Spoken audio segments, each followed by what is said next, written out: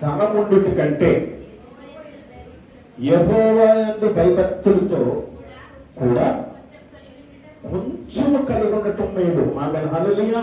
విస్తారమైన ధనం ఉంటుంది కొందరికి.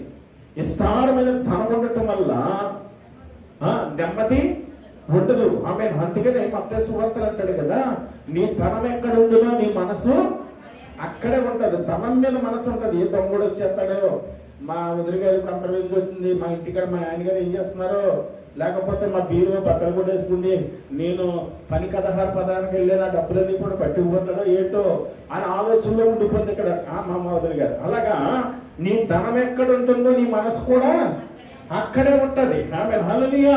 విస్తారమైన ధనం ఉండటం వలన ప్రయోజనము లేదు. కొంచెములో నువ్వు నెమ్మది కలిగి ఉండటం చాలా మేలు. ఆమె హల్లెలూయా. నెమ్మది కలిగి ఉండటం మేలు. ఆ నెమ్మదిగా ఉండటం ఎంతో ఆనందకరమైన విధానమని దేవుడి వాక్యం సెలవిస్తూ ఉంది. ఆమె హల్లెలూయా. అంతేకాదు, చూడండి కిందకి చదువుండమ్మా. పగవాడి ఇంట అమ్మా కొవ్వున ఎద్దు మాంసము తినుటి కంటే ప్రేమ కలిగిన చోటన ఆకుకూరల భోజనం చేస్తే సరిపోతాయి. Amen hallelujah. Amen hallelujah.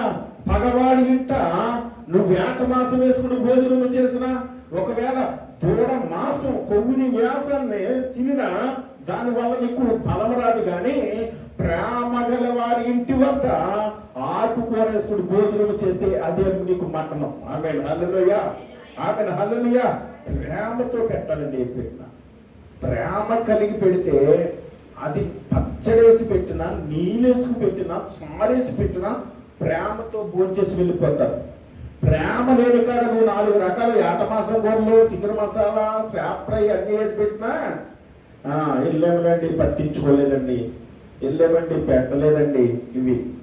కానీ ప్రేమ గల చోటన ఆకుకూరలతో భోజనం చేస్తే చాలు అంటున్నాడు ఇక్కడ. ఆమె హల్లెలూయా. అంతేకాదు, కూడా చూడండి అమ్మ కింద,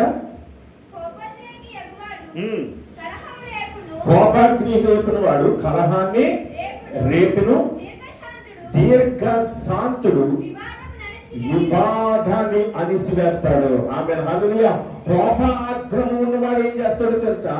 ఈ భేదం ఎలా రేపాలి, ఎలా రేగొట్టాలని చూస్తూ ఉంటాడు.